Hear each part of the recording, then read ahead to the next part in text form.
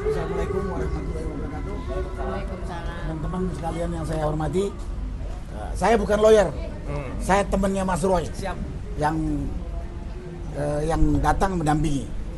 Saya berbicara sebagai rakyat melihat kronologisnya saja.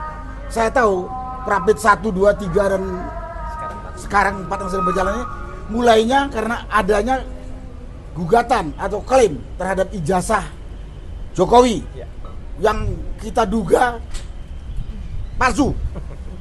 Kemudian dilengkapi dengan penelitiannya Mas Roy dan teman-teman yang sampai kemudian menyimpulkan 99,99% palsu.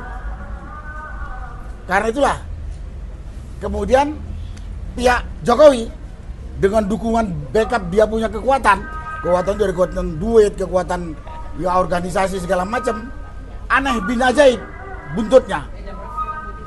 Jokowi belum menunjukkan ijazah aslinya, tahu-tahu kemudian Roy, Tipa sudah ditersangkakan dengan alasan memfitnah, dengan alasan mencemarkan nama baik dan lain sebagainya.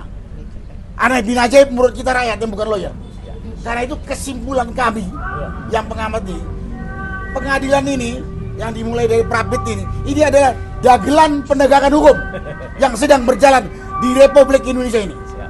Kalau nggak dibilang dagelan penegakan hukum, ini adalah permainan politik kotor dari orang kuat yang namanya Jokowi.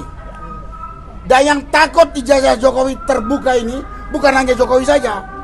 Orang-orang begundal dia, begundal si Jokowi yang selama ini atau 10 tahun lebih menikmati kenyamanan, kenikmatan yang diberikan oleh Jokowi selama Jokowi menjabat 10 tahun presiden.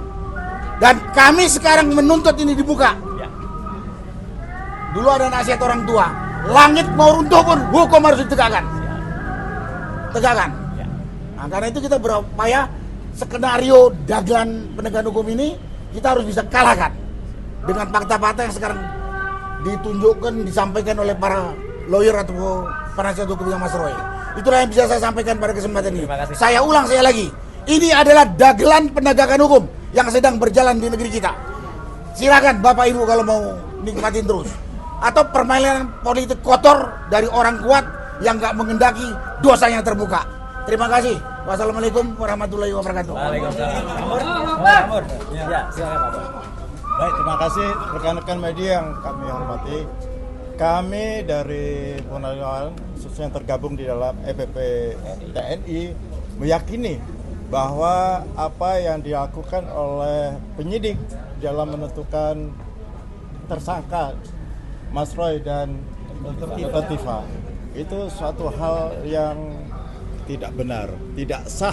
Tadi disampaikan oleh para kuasa hukum bahwa tidak sah. Dan inilah menunjukkan bahwa ya di Indonesia ini khususnya di ranah hukum masih terjadi kriminalisasi. Kami sudah sampaikan ke Pak Prabowo supaya jangan ada kriminalisasi pada Mas Roy dan Dr. Tifa. Mereka ini adalah pejuang kebenaran, tapi ternyata masih. Nah, kami berharap ini sudah terakhir lah, jangan ada kriminalisasi lagi. Dan kenapa masih terjadi kriminalisasi? Kenapa? Karena Kapolri belum diganti. Ini harus kita ganti. Kemarin kami mengadakan aksi kebangsaan, kami ke Mabes Polri, kami tuntut supaya Kapolri diganti. Kami sampaikan langsung kepada teman-teman di Mabes Polri bahwa Presiden Prabowo Subianto harus segera mencopot Listio Sigit Prabowo. Karena inilah biang keladi dari terjadinya kriminalisasi. Dan tadi biangnya di atas, biang keroknya yang tadi disampaikan oleh Pak Narko itu adalah Joko Widodo yang satu dekade memimpin kita dengan kekacauan balau di negara kita, dengan melanggar tata kelola, demokrasi, konstitusi dan sebagainya, sehingga negara kita sampai saat ini belum bisa kita perbaiki. Oleh karena itulah kita minta pada Pak Prabowo Subianto yang saat ini sedang menjadi presiden, mohon Pak Prabowo segera perbaiki tata kelola negara ini, khususnya masalah hukum. Karena masalah hukum adalah satu tonggak utama dari tegaknya suatu negara demokrasi. Mungkin itu tambahan dari saya. Terima kasih. Sebelum Mas Roy ada 3 hal yang ingin saya garis bawahi ya. Perbedaan pendapat. Download Tribun X sekarang. Menghadirkan lokal menjadi Indonesia.